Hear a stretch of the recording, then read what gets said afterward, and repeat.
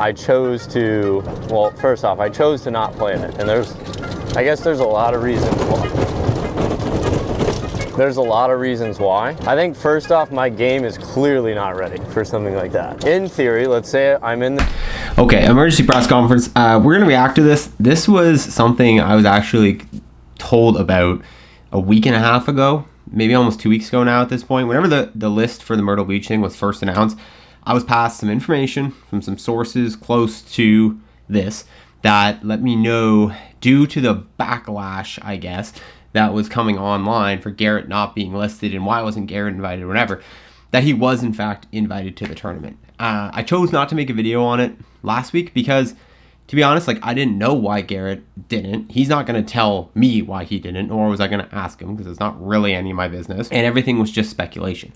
But Garrett just uploaded this video. I was in the middle of editing a match that's actually going to be coming out tomorrow on the channel with Mac Boucher. It's amazing, so stay tuned for that. But anyways, he was chatting about it, and we're going to react to it because I got a lot of inside information, so I'm going to give you my take on it. All right, let's keep going. This qualifier with these like top amateurs who are like very worthy of competing in a PGA Tour event. And let's just say in theory I go have a lucky day and I do qualify for the PGA Tour event. First off, I would be absolutely crapping my pants to play in a PGA Tour event. Yeah. And second off, I would be like slightly guilty. I'd be like, all right, there's like a 0.001 chance that I actually make the cut. Yeah. I feel like I kind of stole someone's spot in a sense.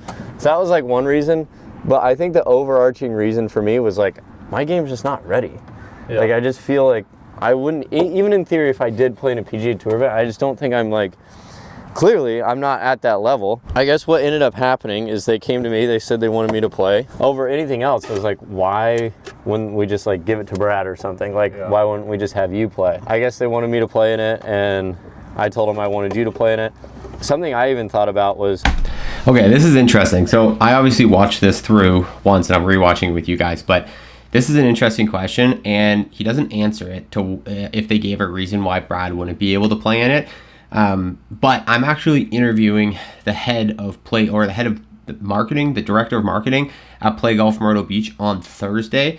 So I'm going to be I'll ask him this, and you guys can comment down below if you have any questions you want me to ask him, because we figured we'd come on, he's going to explain the event, why they're doing it the way they are, but then also this is obviously a hot topic that I'm sure we're going to discuss. So I'm curious to know for sure why Brad wasn't like a sub or whatever. But yeah, this is something that I'm very interested to get an answer to, and I will have an answer for you guys. That video will probably go up on Friday on this channel, so stay tuned for that. But yes, very interesting, especially because Luke is playing in it, who's obviously another member of Good, and Brad is just as good of a player, if not better than Luke, I think. So, like, what if you played in it and then I caddied it and I posted the content on GM Golf if that's what they wanted or something? I just decided probably not in a position right now, at least my game, to be competing in something like that. I just didn't like feel super right about it. And there are a lot of those guys that are, like George, for example. If he does go win that qualifier and competes at a PGA Tour event, he's already proved it. He's already made a PGA Tour cut. I think somebody like even Grant has a chance. I think he has a chance because he's such a consistent golfer, especially off the tee. Yeah.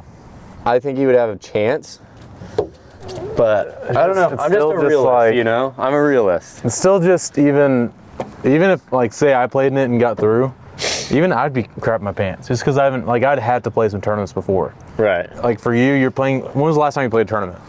It's been years. Yeah. And the first tournament in years would be a PGA Tour event? Like, in theory, yeah. I think I could get to a yeah, that's crazy. First tournament in years PGA Tour event. I mean, I signed up for my first ever like golf tournament in like a league and all that kind of stuff that I'm going to be doing in the next couple weeks, and like I am very nervous about that.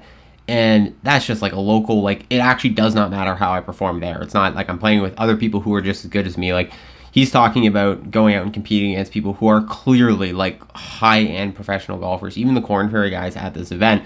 I get where Garrett's coming from. It's like, that my game's not ready for that yet. That'd be like me going to compete in this event, but it's like an actual pro event. It's not an amateur event. It's not with people of a similar handicap to me.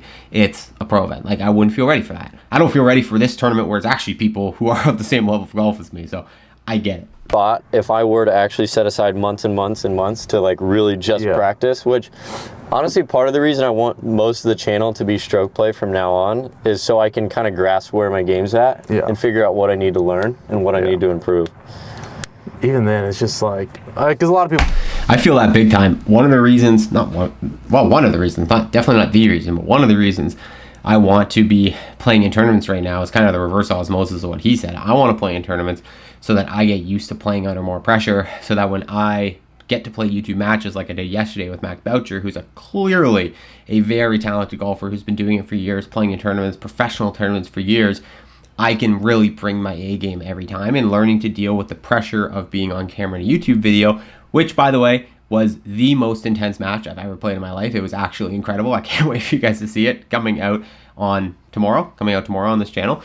Anyways, I want the same pressure that I'm going to be feeling in YouTube matches, which sounds silly, but I can get that from tournaments, if not more.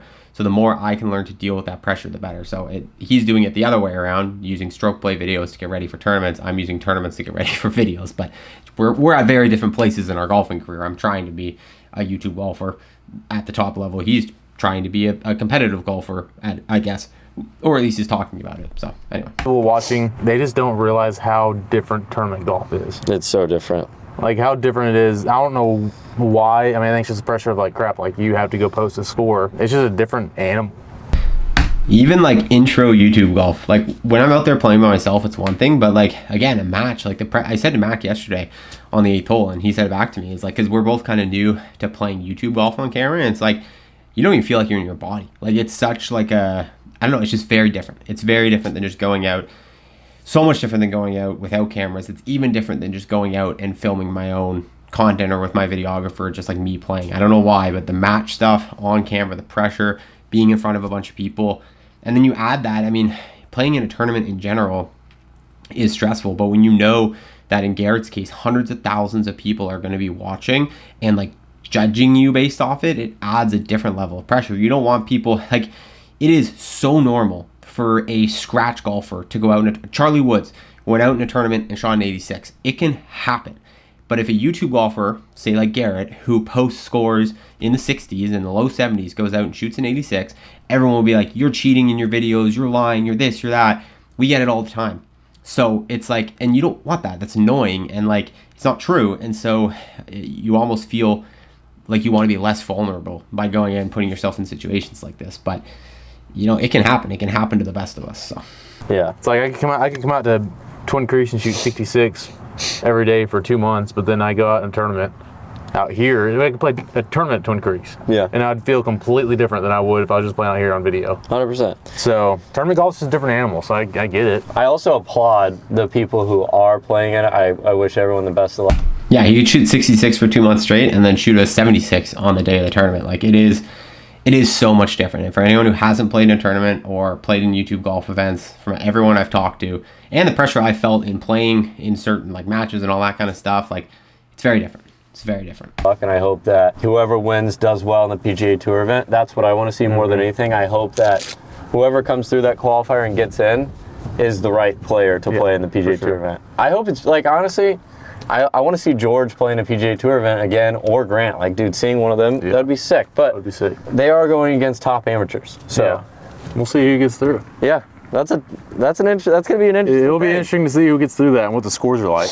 All right, I mean, I was very interested to hear Garrett's reasoning. I'm very interested to hear from the other side of Play Golf Myrtle Beach of, you know, why they've chosen to do things the way they're doing it and how they chose to invite people. I think that's going to be very interesting. But listen, I wanted the real truth here, and so that meant waiting for Garrett to address it himself. I didn't want to come on and just speculate about it.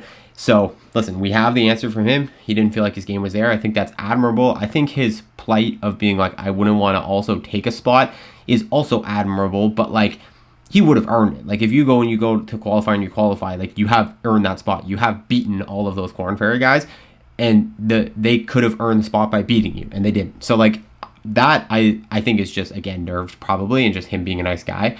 But listen, it is what it is. He made a decision, and I totally respect it, and I understand it now, and I think the rest of us do. So that's great.